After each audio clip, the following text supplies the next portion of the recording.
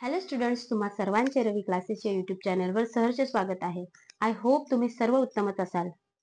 Last व्हिडिओमध्ये आपण वर्ग समीकरणाची मुळे सूत्रानुसार काढले. आता आपण त्याचाच पुढचा पार्ट बघणार आहोत. चला तर मग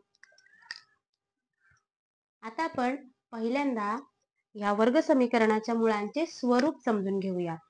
समजा आपल्याला समीकरण दिलेलं आहे ax वर्ग अधिक bx अधिक c बरोबर 0. हे वर्ग समीकरणाचे सामान्य रूप आहे. ओके, आणि मग त्याची मुळे कुठल्या सूत्रानुसार काढलाय? मुळे कुठल्या सूत्रानुसार काढलाय आपण?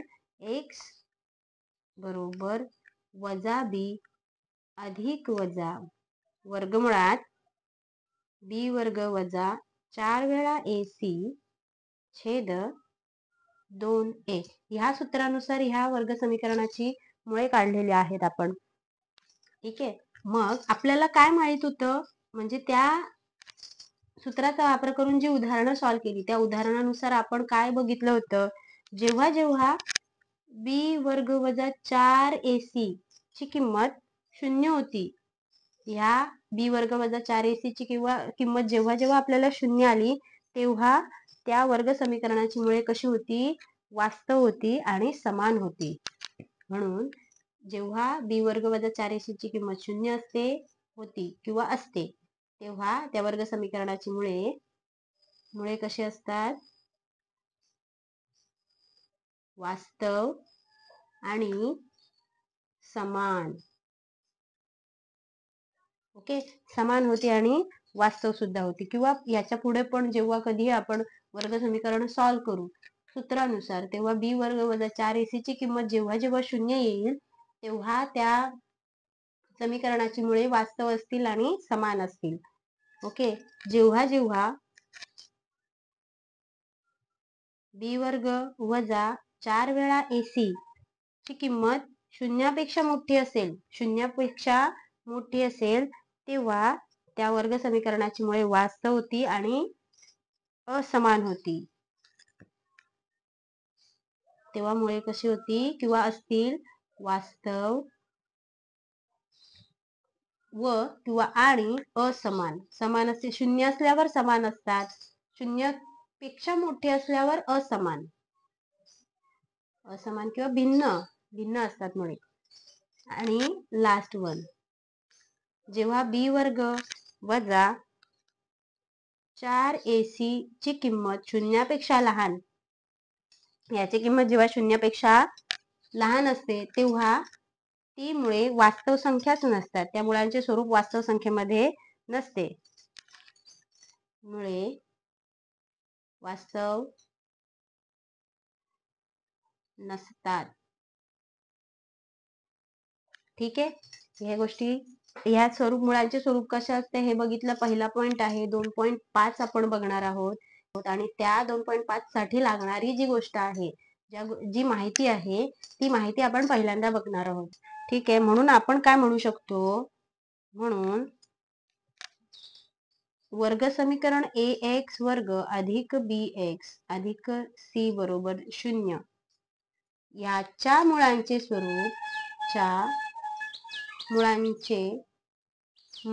स्वरूप कशावर डिपेंड आहे? b वर्ग वजा 4ac च्या किमतीवर डिपेंड आहे. b वर्ग वजा 4 वेळा ac याच्या किमतीवर डिपेंड आहे. च्या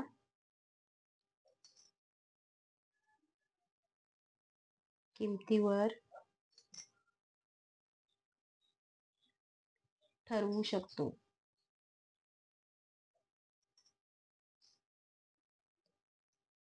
म्हणून आपण काय म्हणू शकतो? b वर्ग वजा 4 वेळा ac ला काय म्हणतो आपण? विवेचक किंवा डिस्क्रिमिनंट म्हणू शकतो, कारण की ह्याच्या किमतीवरच मुळांचे स्वरूप ठरवता येते.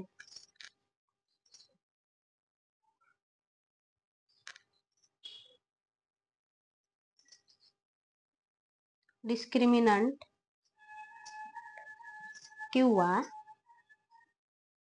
विवेचक. तुम्हाला एक्झाम मध्ये प्रश्न विचारला जाईल विवेचकाची किंमत काढायला. ते ह्यालाच विवेचक असं म्हणतात. याच्यामध्ये किमती भरून मग उत्तर काढायचं. जो उत्तर असेल तीच तुमची विवेचकाची किंमत असेल. ठीक आहे. यालाच विवेचक असे म्हणतात किंवा डिस्क्रिमिनंट असतात. आणि ह्याला कुठल्या अक्षराने दर्शवतात? डेल्टा. छोटासा त्रिकोण असतो त्याला डेल्टा म्हणतात. डेल्टा असं उच्चारतात. विवेचक म्हणजेच डेल्टा. 4 वर्ग बी वर्ग वजा 4 AC म्हणजेच डेल्टा या अक्षराने दर्शवतात. हा अक्षर ग्रीक भाषेतील आहे किंवा ग्रीक अक्षर आहे. समजलं. समीकरणाच्या मुळांचे स्वरूप कशावर डिपेंड असते? बी वर्ग वजा 4 AC वर डिपेंड असते.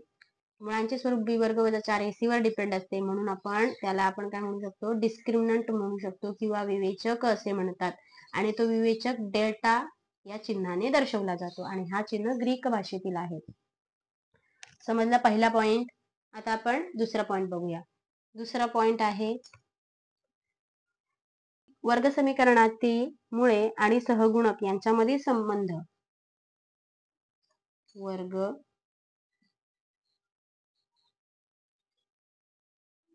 वर्ग समीकरणाची मुळे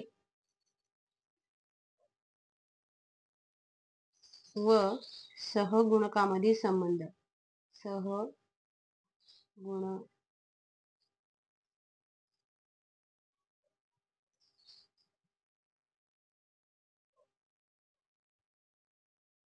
संबंध. ठीक आहे. वर्ग समीकरणाची मुळे व सहगुणकामधील संबंध आपण हे बघणार आहोत. जर आपल्याला काय दिलेलं आहे? वर्ग समीकरणाचे सामान्य रूप काय आहे? ax वर्ग अधिक bx अधिक c बरोबर 0. हे वर्ग समीकरणाचे सामान्य रूप आहे. याची मुळे आपण कुठल्या अक्षरांनी दर्शवतो? अल्फा आणि बीटा या अक्षरांनी दर्शवतो. मग आपण काय करू शकतो? अल्फा अधिक बीटा म्हणजे अल्फाची किंमत काय पकडूया? बीटा. म्हणून अल्फाची किंमत काय असते? वजा बी अधिक वर्गमुळात बी वर्ग वजा 4 वेळा AC छेद 2 वेळा A. बीटाची किंमत काय आहे? बीटा बरोबर वजा बी वजा वर्गमुळात बी वर्ग वजा 4 वेळा AC छेद 2 वेळा A. अल्फा बीटाच्या किमती समजल्या. आपण काय घेतल्या? आता या वर्ग समीकरणाची मुळे अल्फा आणि बीटा आहेत. मग मी काय करते? आता पहिल्यांदा A अधिक अल्फा अधिक बीटाची किंमत काढते. मग अल्फा अधिक बीटा बरोबर काय येणार? हे अधिक हे. ओके. वजा बी अधिक वर्गमुळात बी वर्ग वजा 4 वेळा AC छेद 2 वेळा A अधिक वजा बी वजा वर्गमुळात बी वर्ग वजा 4 वेळा AC छेद 2 वेळा A. आता यांची बेरीज करायची आहे मला. या मुळांची बेरीज केल्यानंतर काय उत्तर येणार? छेद समान आहे म्हणजे एक वेळा छेद लिहिणार म्हणजे 2A. आता वरच्यांची काय येतं? मध्ये काय आहे? बेरीज आहे म्हणजेच बेरीज करणार. मग बी वजा बी अधिक वर्गमुळात बी वर्ग वजा 4 वेळा AC अधिक वजा वजा होणार वजा बी वजा वर्गमुळात बी वर्ग वजा 4 वेळा AC. ठीक आहे. आता वजा बी यांची काय होणार? बेरीज होणार पण चिन्ह वजाच राहणार वजा बी. आता अधिक बी वर्ग वजा 4 AC वजा वर्गमुळात बी वर्ग वजा 4 AC कॅन्सल होणार. राहिलं काय? वजा वजा यांची बेरीज झाला म्हणजे 2 वजा 2 वेळा बी वजा 2 वेळा बी छेद 2 वेळा A. आता दोनाने दोनाला भागल्यावर उत्तर काय येते? ते दोन्ही दोन दोन कॅन्सल राहणार काय? वजा बी छेद A. अल्फा अधिक बीटा पुढे लागणार आहे तुम्हाला. अल्फा आणि बीटाच्या किमती लागणार आहेत म्हणून हे तुम्हाला सांगते. अल्फा आणि बीटाच्या किमती अल्फा अधिक बीटा आणि अल्फा गुणिले बीटा ह्याच्या किमती लागणार आहेत. म्हणून पहिल्यांदा आपण अल्फा अधिक बीटाची किंमत काढली. किती आली किंमत? वजा बी छेद ए. ही किंमत लक्षात ठेवायची. आता आपण बघूया अल्फा गुणिले बीटा. अल्फा गुणिले बीटा. अल्फा गुणिले बीटा बरोबर काय होणार आहे? अल्फाची किंमत काय आहे? वजा बी. हे संबंध दाखवले. हे सहगुणक आणि मुळे, समीकरणाची मुळे यांचा संबंध आहे. अल्फा अधिक बीटाचा संबंध जर काढला सहगुणकांसोबत तर वजा बी छेद ए येणार आहे. वजा बी, अल्फाची किंमत वजा बी अधिक वर्गमुळात बी वर्ग वजा 4 वेळा एसी छेद 2 वेळा ए. गुणाकार आहे. वजा बी वजा वर्गमुळात बी वर्ग वजा 4 वेळा एसी छेद 2 वेळा ए. आता यांचा गुणाकार करायचा आहे. गुणाकार डायरेक्ट करू शकतो आपण. 2a गुणिले 2a म्हणजेच काय? बेदोणे 4, 4a. 2 बेदोणे 4 आणि a गुणिले a बरोबर a चा वर्ग. आता इथं काय आहे? b वजा b गुणिले वजा b. वजा गुणिले वजा b पहिल्यांदा लिहूया. वजा बी अधिक वर्गमुळात बी वर्ग वजा 4 वेळा एसी गुणिले वजा बी वजा बी वर्ग वजा 4 एसी. ठीक आहे. आता मी काय लिहू शकते? वजा बी गुणिले वजा बी. वजा वजा यांचा गुणाकार काय येते? अधिक बी येते. म्हणजेच अधिक बी वर्ग. आता इथं काय? अधिक गुणिले वजा म्हणजेच अधिक गुणिले वजा बरोबर वजा बी वर्ग वजा 4 एसी बी वर्ग वजा 4 एसी. हे कशात आहे? वर्गमुळात आहे. वर्गमूळ गुणिले वर्गमूळ म्हणजे वर्गमूळ जाणार, आतमधल्या संख्या राहणार. म्हणजेच काय येणार? बी वर्ग वजा 4 वेळा एसी येणार. ठीक आहे. छेद 4 वेळा ए वर्ग. हे कसं आलं समजलं ना? वर्गमूळ गुणिले वर्गमूळ. ते वर्गमूळ जातं, कॅन्सल होतं. राहिला काय? आतमधल्या संख्या बी वर्ग वजा 4 एसी. ठीक आहे. दोन्ही ठिकाणी समान आहे वर्गमूळ म्हणून ते कॅन्सल होऊन डायरेक्ट एक वेळच लिहू शकतो आपण.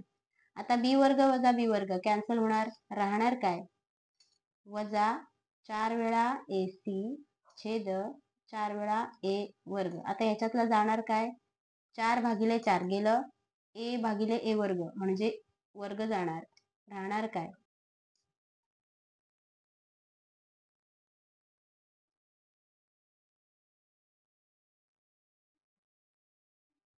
हे कंसात होतं. हे अधिक वजा झालं. अधिकचं वजा झालं आणि हे वजाचं काय होणार? ठीक आहे. पुढची स्टेप लिहिते इथं. बी वर्ग वजा बी वर्ग अधिक 4 एसी असं होणार. म्हणून 4 ए वर्ग बी वर्ग जाणार. अधिक 4 एसी राहणार. हे अधिक असणार आहे. 4 एसी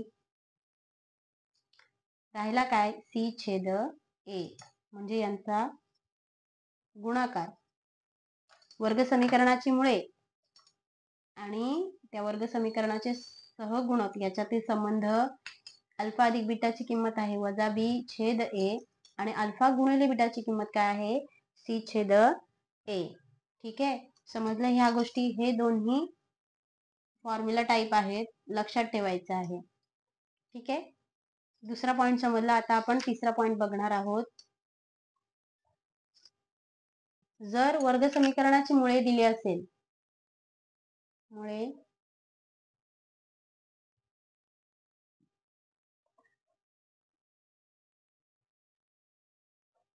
मुळे दिलेली असता आपल्याला काय काढायचं आहे? वर्ग समीकरण काढायचे.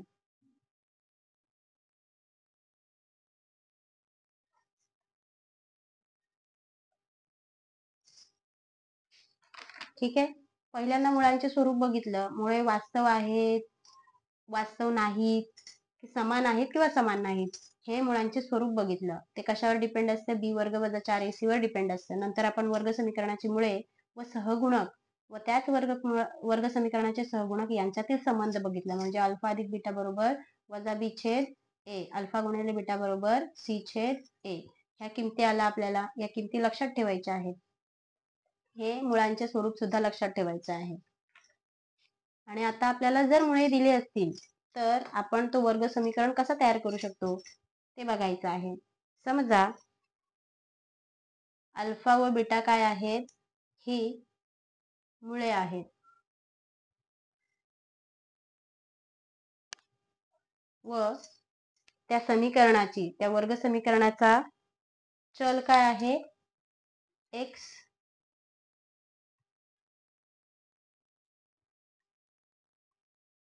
चलांतील वर्ग समीकरण.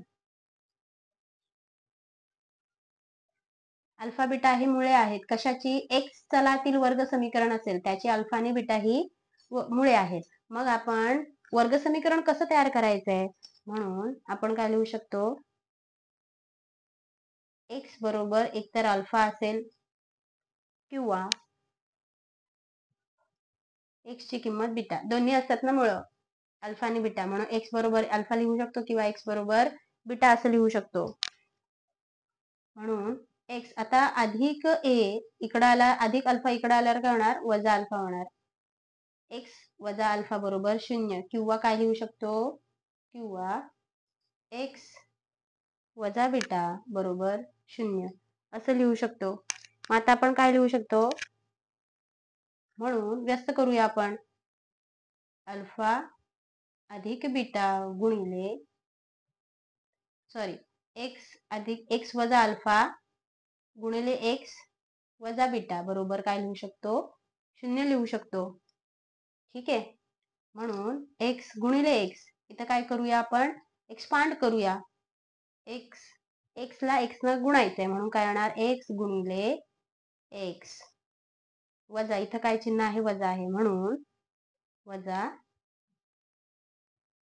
एक्स गुणिले अल्फा, इथं काय आहे? वजा आहे, वजा एक्स गुणिले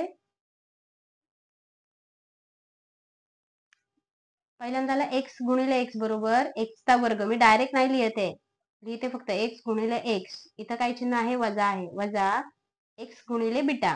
ठीक आहे. नंतर इथं काय? एक्सचा किंमत, एक्सचा रोल संपला, आता येणार आहे अल्फा.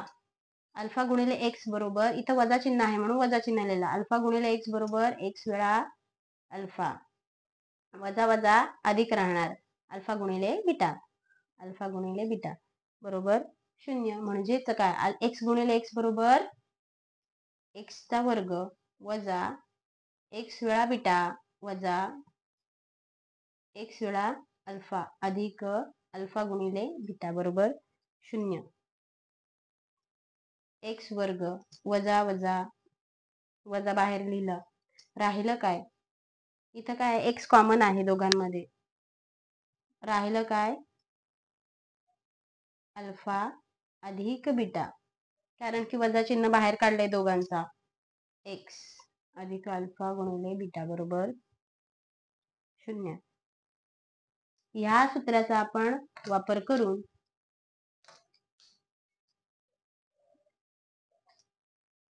आलं आपल्याला हे वर्ग समीकरण. ठीक आहे. कसं आलं समजलं? जेव्हा आता आपण व्यस्त करते, जेव्हा समीकरण दिलेले असते तेव्हा आपण ह्या पद्धतीने पुढे चालणार आहोत, जातो. पण जेव्हा मुळे दिलेली असतात मग आपण कसं चालतो? उलट दिशेनं चालतो, व्यस्त प्रमाणात चालतो. ठीक आहे. मग अल्फा बीटा जर मुळे दिलेले असतात आणि एक्स चलातील तो वर्ग समीकरण आहे म्हणून एक्स ची किंमत अल्फा किंवा एक्स ची किंमत बीटा असेल. ठीक आहे. मग एक्स हा अधिक अल्फा इकडे आल्यावर वजा होतो, मग एक्स वजा अल्फा बरोबर 0 किंवा एक्स वजा बीटा बरोबर 0 घेतो. आता हे किंवा काढायचंय, मग मी काय करतो? या दोघांची गुणाकार करतो. मग एक्स वजा अल्फा गुणिले एक्स वजा बीटा बरोबर 0 असं लिहितो आपण. ठीक आहे. मग आता यांचा गुणाकार करायचा आहे, मग एक्स न पहिल्यांदा ह्या अल्फा एक्सला आणि बीटाला गुणायचंय, नंतर मग ह्या अल्फाने या दोघांना गुणायचंय. म्हणून पहिल्यांदा एक्स गुणिले एक्स लिहिलं, वजा चिन्ह आहे मग वजा चिन्ह दिला, एक्स गुणिले बीटा. आता एक्सचा रोल संपला, मग राहिला काय? बीटा.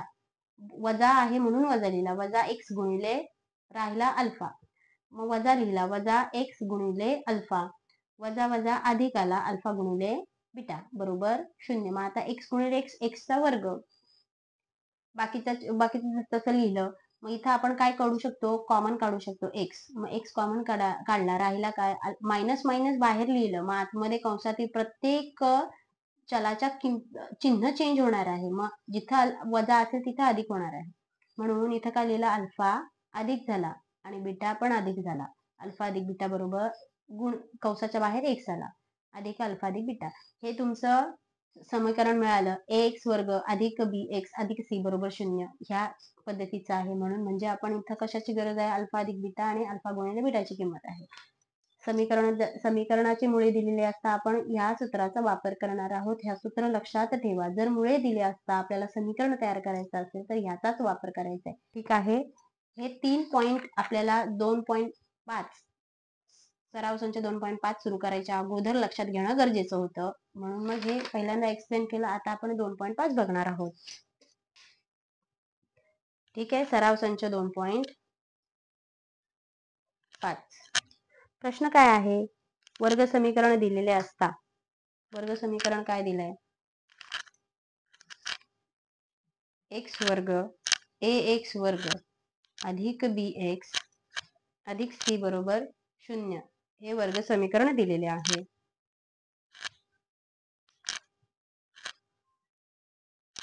बी वर्ग वजा 4ac ची किंमत एका ठिकाणी काय आहे? 5 आहे. आणि बी वर्ग वजा 4ac ची किंमत वजा 5. म्हणजे डेल्टाच्या किमती दिल्या आपल्याला. डेल्टाची किंमत किती आली? एका ठिकाणी 5 आली, एका ठिकाणी वजा 5 आली. तर आपण काय म्हणू शकतो? तर मुळांचे स्वरूप लिहायला सांगितले आपल्याला. डेल्टाच्या किमतीवरच मुळांचे स्वरूप आहे हे लक्षात आहे ना? मुळांचे स्वरूप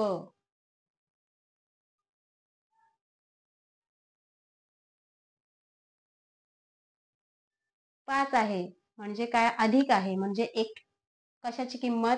बी वर डेल्टाची किंमत, विवेचकाची किंमत. इन शॉर्ट विवेचक म्हणतो, डेल्टा म्हणतो किंवा डिस्क्रिमिनंट असं म्हणतो. त्याची किंमत शून्यापेक्षा मोठी आहे. मग जर शून्यापेक्षा मोठी असेल तर ती मुळे कशी असते? वास्तव आणि असमान आहे. काय आहेत? मुळे वास्तव व असमान. ठीक आहे. आता ह्या विवेचकाची किंमत काय आहे? वजा 5. वजा 5 म्हणजे शून्यापेक्षा लहान. शून्यापेक्षा लहान आहे म्हणजे मुळे वास्तव नाहीत. ओके. मुळे काय आहेत? वास्तव नाहीत म्हणजे अवास्तव आहेत. ठीक आहे. हे किमती आहेत. हे तुम्हाला विचारलेलं. मुळांचे स्वरूप विचारलेलं. पहिल्या प्रश्नामध्ये मुळांचे स्वरूप विचारलेले. विवेचकाची किंमत 5 आहे. 5 म्हणजे शून्यापेक्षा मोठी आहे म्हणजे ती मुळे वास्तव आहेत आणि वास्तव असतील आणि असमान असतील. विवेचकाची किंमत वजा 5 म्हणजे शून्यापेक्षा कमी, शून्यापेक्षा लहान आहे म्हणजेच ती मुळे वास्तव नाहीत. हे दोन्ही मुळांचे स्वरूप आहे. आता आपण त्यांनी काय दिलंय? मुळांची बेरीज. मुळांची बेरीज किती दिलेली आहे? वजा 7 म्हणजे अल्फा अधिक बीटा बरोबर किंमत किती दिलेली आहे? त्यांनी वजा 7 दिलेली आहे.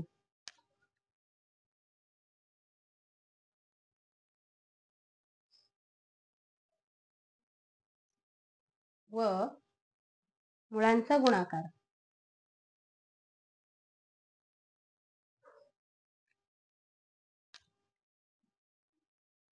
मुळांचा गुणाकार काय दिलेला आहे?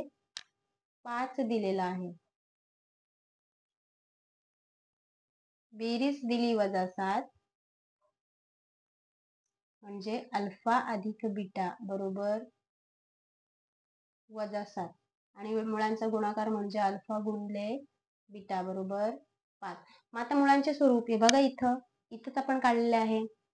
वर्ग समीकरण काय लिहायचं आहे? मुळांचं स्वरूप नाही, वर्ग समीकरण लिहायला सांगितलंय. मग वर्ग समीकरण काय लिहायचं आपण?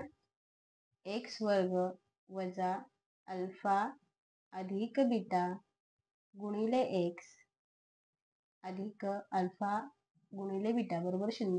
हे फक्त समजण्यासाठी. मग उत्तर काय येणार तुमचा? एक्स वर्ग वजा अल्फा अधिक बीटा म्हणजे यांची बेरीज, मुळांची बेरीज आहे वजा 7 म्हणजेच वजा वजा अधिक होणार अधिक 7x अधिक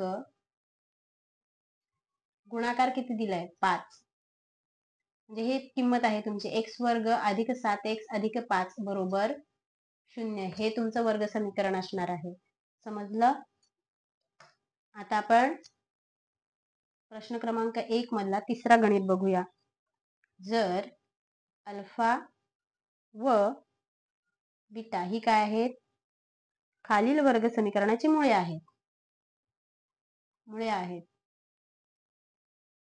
तर आपल्याला काय शोधायचं आहे? वर्ग समीकरण काय दिलंय? 2x वर्ग वजा 4 वेळा x वजा 3 बरोबर 0. हे वर्ग समीकरण दिलेलं आहे आपल्याला. या वर्ग समीकरणाची मुळे आहेत अल्फा आणि बीटा. मग आपल्याला शोधायचं काय आहे? अल्फा अधिक बीटा बरोबर किती?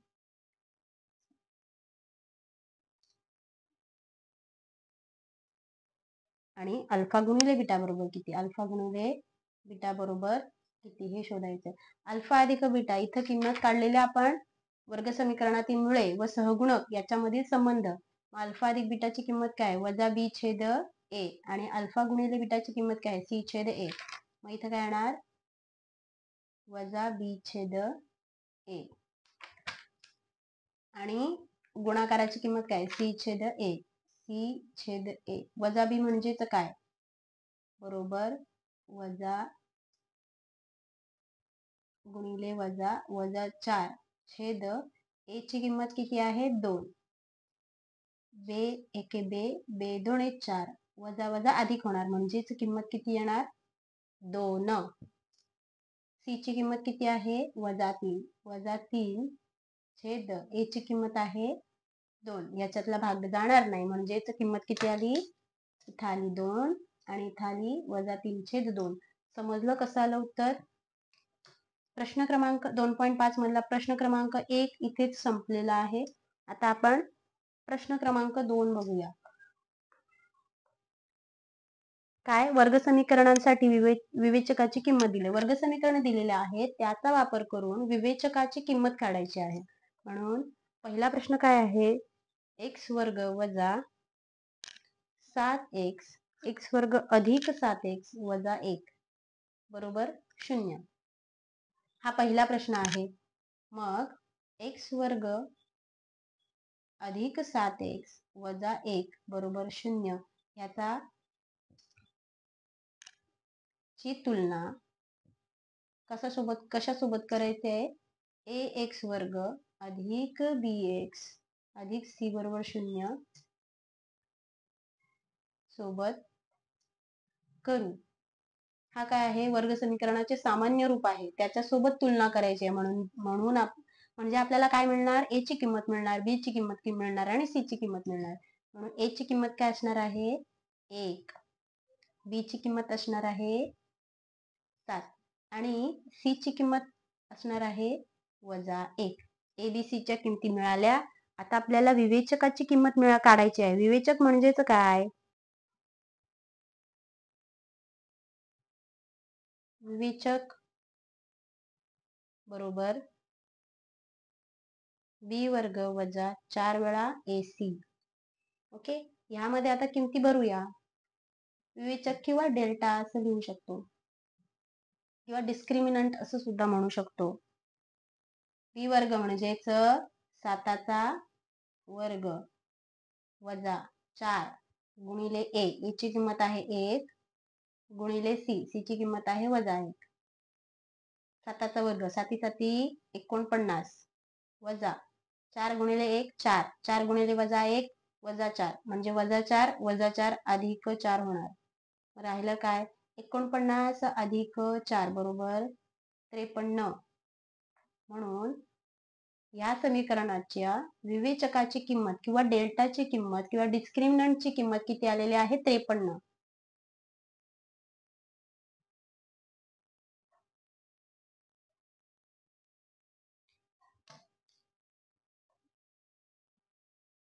समजलं कसं काढलं? पहिला प्रश्न. प्रश्न क्रमांक 2 मधला पहिला प्रश्न. आता प्रश्न क्रमांक 2 मधला दुसरा प्रश्न बघूया. 2y वर्ग वजा 5y अधिक 1 बरोबर 0. ठीक आहे. मग समान सेम आधी जसं केलं तसंच. म्हणून 2y वर्ग वजा 5y अधिक 1 ची तुलना कशासोबत करायचं आहे? तर x च्या ऐवजी y वापरायचे. ay वर्ग अधिक by अधिक c बरोबर 0 सोबत करू. ठीक आहे. मग a ची किंमत किती मिळणार? म्हणून a बरोबर 2, b बरोबर वजा 5 आणि c बरोबर काय असणार आहे? प्रश्न क्रमांक 2 मध्ये इथं c ची किंमत 10 आहे. चुकून 1 लिहिलंय. c ची किंमत काय येणार? 10 येणार. म्हणून आता आपण ह्याचा वापर करून विवेचकाची किंमत काढणार आहोत. म्हणून विवेचकाची किंमत डेल्टा बरोबर काय येणार आहे? b वर्ग वजा 4 वेळा ac. आता b वर्ग म्हणजेच काय? वजा 5चा वर्ग वजा 5 त्याचा वर्ग वजा 4 गुणिले a ची किंमत आहे 2, c ची किंमत आहे 10. 5चा वर्ग 25 वजा 5चा वर्ग सुद्धा 25 येणार. 25 वजा 4 गुणिले 2 4 दुणे 8 8 गुणिले 10 8 10 80. म्हणून काय उत्तर येणार? 25 वजा 80. 25 मधून 80 जातात का? नाही. म्हणून 80 मधून 25 घालवायचे आहेत. 10तून 5 जातात, राहिले 5. हातचा रिटर्न दिला कारण शून्यातून 5 जाणार नाही म्हणून हातचा घेतला. 10तून 5 गेले, राहिले 5. हातचा रिटर्न दिला. इथे 8तून 3 गेले, राहिले 5. राहिले किती? 55. पण मोठ्या संख्येचं चिन्ह वजा आहे म्हणून वजा 55. किती उत्तर आला? विवेचकाच्या किंमत किती आली? वजा 55. समजलं कसं आलं ते? आता आपण प्रश्न क्रमांक 3. प्रश्न क्रमांक 2 मधला तिसरा गणित बघणार आहोत. काय आहे? वर्गमुळात 2x वर्ग अधिक 4 वेळा x अधिक 2 वर्गमुळात 2 बरोबर 0.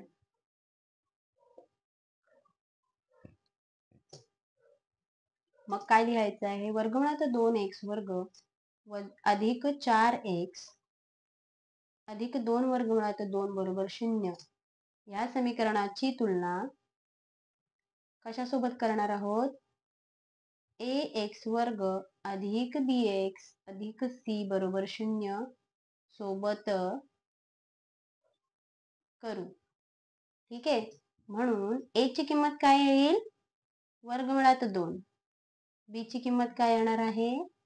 4 आणि c ची किंमत काय येईल? 2 वर्गमुळात 2. ठीक आहे. मग विवेचकाच्या किमतीचा फॉर्म्युला काय आहे?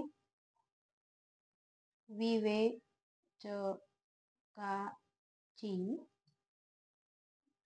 किंमत डेल्टा बरोबर b वर्ग वजा 4 वेळा ac.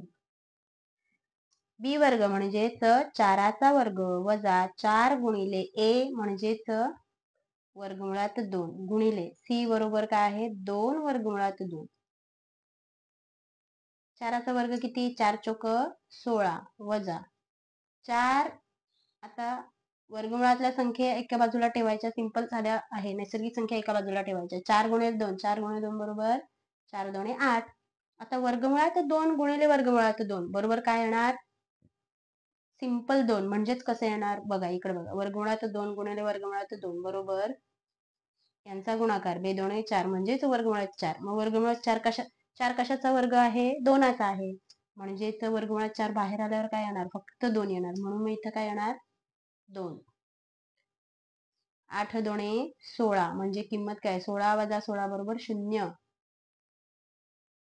मग ह्या विवेचकाची किंमत किती आली? 0. समजलं? इथपर्यंत सराव संच 2.5 मधला पहिला गणित आणि दुसरा गणित झालेला आहे. त्याच्या अगोदर आपल्याला या सराव संचासाठी ज्या गरजेच्या गोष्टी होत्या, मुळांचे स्वरूप, समीकरणाचे मुळे व सहगुणक याच्यामधील संबंध आणि मुळे दिली असता वर्ग समीकरण तयार करणे या गोष्टी इम्पॉर्टंट होत्या. त्या गोष्टी कशा आल्या हे आपण बघितलं. ठीक आहे. आणि सराव संच 2.5 मधला पहिला गणित आणि दुसरा गणित बघितला. आता आपण इथंच थांबूया. आय होप जे काय आपण बघितलंय ते तुमच्यापर्यंत पोहोचलंय. भेटूया पुढच्या व्हिडिओमध्ये. तोपर्यंत अभ्यास करा, नवीन नवीन गोष्टी शिकत राहा. Tata, bye bye.